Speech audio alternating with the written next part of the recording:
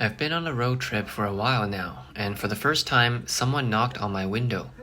It was a young man from Hubei who runs a guest house in Lijiang. His business has been struggling, so he's been out here trying to attract customers. I have a guest house here. Are you looking for a place to stay? No, I sleep in my car. What about a shower? It's just 10 yuan, and you can do your laundry too. Are you the one who's been knocking on every car window in the campground? Yes, it's for business, for survival. This is the first time I've seen someone promoting business like this. Life's a bit tough. Business is hard these days. Oh, I see. 10 yuan for a shower is pretty cheap. Are you even making a profit? Just barely enough to get by. The hotel industry in China still hasn't fully recovered from the pandemic. As the Double 11 shopping festival approached, many businesses are cutting staff or adjusting their business models to cope. In Henan, a tourism operator revealed that this year has been extremely tough. What used to be popular tourist spots are now empty. Even instant noodles can't sell, and some vendors are forced to carry unsold products down from the mountains to return them. In Hainan, things aren't any better. A friend of mine in Sanya, who runs a guest house management service, messaged me today. He said business is getting harder, with barely any visitors. Even though this is the off-season, the number of people entering and leaving the island has dropped to half of what it was last year. Hainan's tourism scene has really taken a hit, reflecting a broader economic slowdown. Hainan Island is no longer the prime destination it once was. A property owner shared that the Hainan market is extremely quiet, with hardly any tourists. At Haikou, Flower Island is backed by a 160 billion yuan investment. It was meant to be a luxury retirement and vacation community, but now its residents are left facing a deserted tourism landscape. A driver operating a tourism shuttle in Hainan shared his struggles, saying he hasn't had a single tour group in 3 months and now relies on odd jobs to get by. After 3 years of the pandemic, people in China have less money to spend, and budget travel is becoming popular. Many travelers sleep, eat, and live out of their cars, cutting costs whenever possible. This has led to a trend called Special Forces tourism, where people race through 10 to 15 sites a day, biking 60 to 70 kilometers daily, all to save on accommodation and food. This trend is hitting the hotel industry hard. After 2 months on the road, I've realized budget travel isn't really cheap. Yesterday, I calculated my expenses, 15,000 yuan so far. I have to head home now. I plan to travel across the country on a budget, cooking on a gas stove and avoiding paid attractions, but fuel costs have eaten up most of my budget. My dream of road tripping around the country has come to an end. Which underwent renovations costing 3 million yuan, now faces hard times. Right after the October National Day holiday, out of its 50 rooms, only 9 were occupied. The owner is barely hanging on. Take a look at the restaurant. It's noon and not a single person is here. Guests can stay for 90 yuan a night, with 3 meals a day, including 6 dishes and a soup. This same room costs over 1,000 yuan during Chinese New Year, yet now it sits empty. A hotel owner described the harsh reality in Lijiang, Yunnan, where many guest house operators struggle with high rents. During the quiet season, which lasts around 300 days, visitors are few. The owner mentioned they had to turn the rooms into short-term rentals just to survive the winter. One longtime Lijiang resident commented, "This market isn't suited for the accommodation business anymore. I've been here 11 years, and I've never seen things this bad. If business is decent, people are barely breaking even. Most are losing money. Running a guest house here, even with an investment of 1 or 2 million yuan, rooms can only be priced at 100 to 200 yuan. No matter what promotions are offered, there are simply no customers. This year, business has been dismal. Last year, it was just challenging, but now it's so competitive that many hotels have closed down. I'm here on Pozi Street in Changsha's Wuyi Square. This place used to be packed with crowds, but now it's nearly deserted. Yesterday, hotel rooms were priced between 80 to 100 yuan, yet occupancy was still below 60%. In a prime spot like Wuyi Square, selling at these rates doesn't even cover basic rent.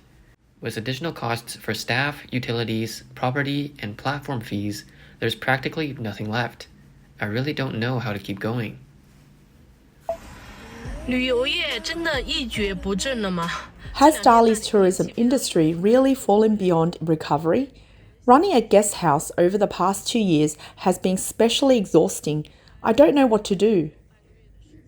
A hotel owner shared his frustrations, saying, "Who would have thought that tourism would become one of the hardest businesses today? In the past, rooms were fully booked before the October holiday rush, but now we can't even fill them. Even flight prices are dropping." After investing 2.5 billion yuan to develop the ancient town, they're now attracting only 2,300 tourists. Due to a drop in visitor numbers, the hotel industry in China is now facing intense internal competition. This year's Double 11 sales event, starting on October 14th, launched 10 days earlier than last year. It's the longest and most heavily promoted event to date, but there are still underlying concerns, which are clearly visible in the hotel sector. According to Shanghai hotel industry expert Tian Jing, the market this year doesn't compare favorably to last year's. Standards for business travel and meetings have both decreased, and overall data reflects a bleak outlook. Tian Jing noted that hotels are now being sold at lower prices. Rooms that once cost 500 yuan per night are now going for 300, though quality has also dropped. 4-star or 5-star only refers to the facilities now. It doesn't guarantee quality anymore. Hotels must also share revenue with online travel agencies, or OTAs. Recently, Trip.com introduced a Double 11 Book Now, Pay Later option, allowing consumers to reserve hotel stays for free and settle the bill upon check-in. These platforms also offer discounts, limited time vouchers, and peak season price caps to entice users.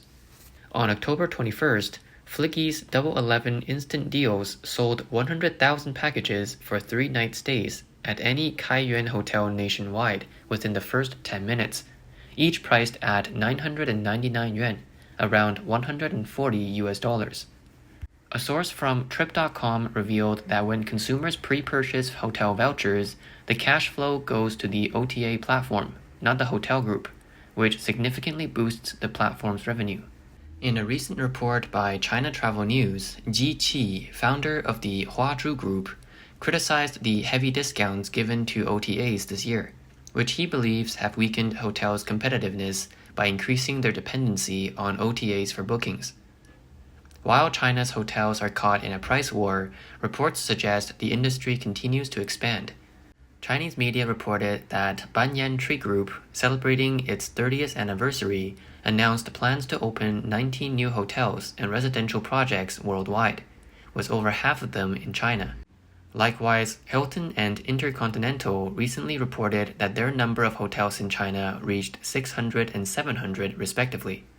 Commenting on this expansion, Tianjin suggested that these projects might have originally been planned before the pandemic and are now resuming. China affairs expert Wang He expressed skepticism about this expansion. Hotels still rely on tourism, but people are choosing low-cost travel, avoiding expenses wherever they can. With prices unable to rise, large-scale hotel construction seems absurd.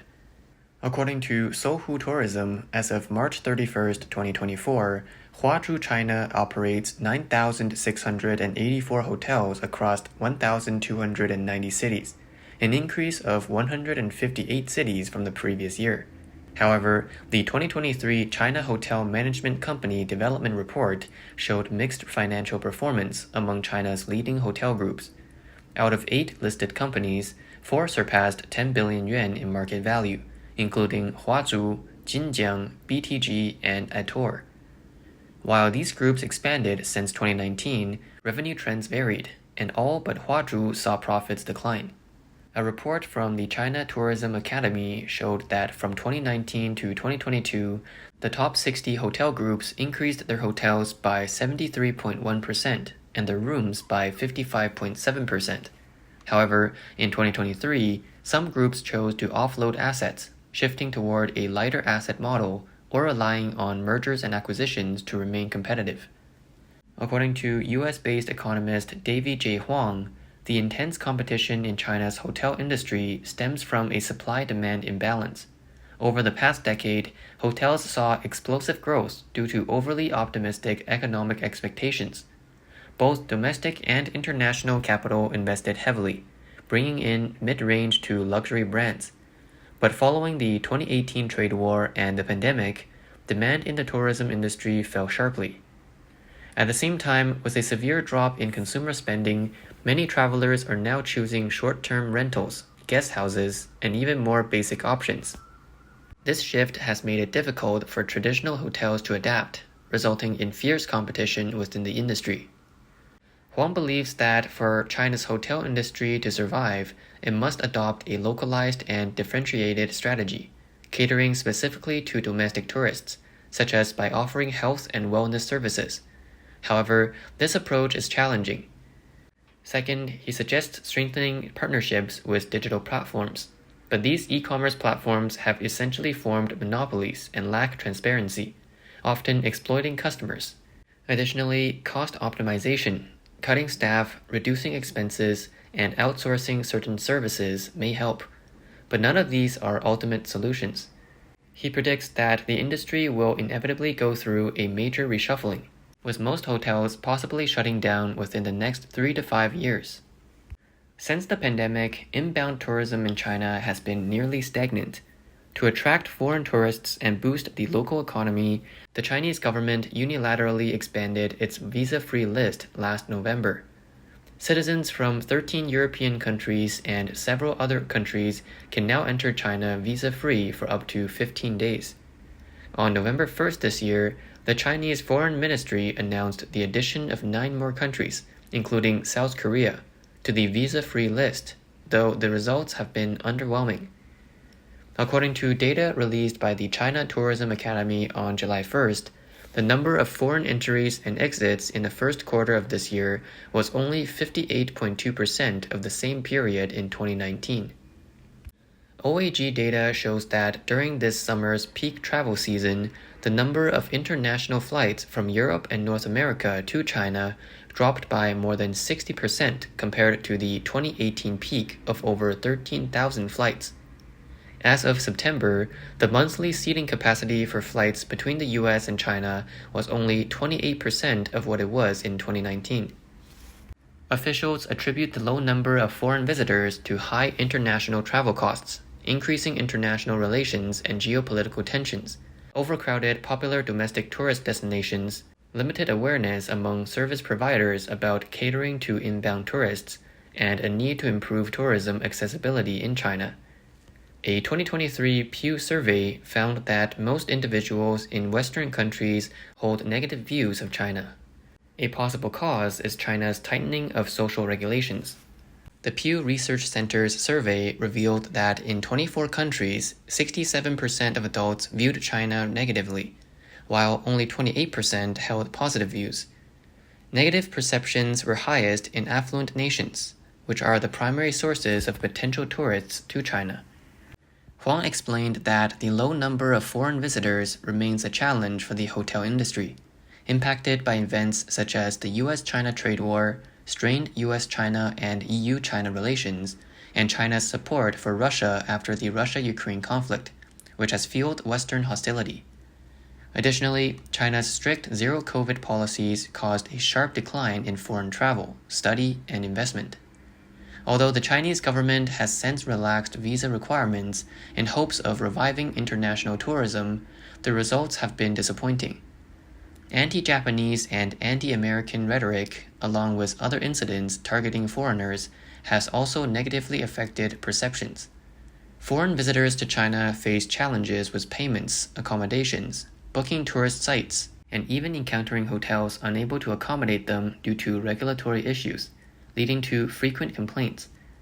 On July 25th this year, China's Ministry of Commerce, along with 6 other departments, issued a joint notice urging local authorities to remove barriers hindering foreign visitors from booking hotels. In July of last year, China implemented a new counter-espionage law, followed by an updated state secrets law this May. These laws expand the enforcement powers of Chinese national security personnel, with vague definitions and clauses that have raised concerns among international observers. Countries such as the United States have warned their citizens about potential arbitrary enforcement in China, advising against unnecessary travel due to risks of arbitrary detention. China affairs expert Wang He noted that the issue now is not just about visas. There are technical challenges, such as foreign credit cards and certain apps not functioning in China. China's strict lockdowns during the pandemic left many Westerners disillusioned. Westerners, shocked by the idea of being confined at home for months, found it hard to understand. This has led to many choosing to avoid travel to China, and visitor numbers have yet to recover.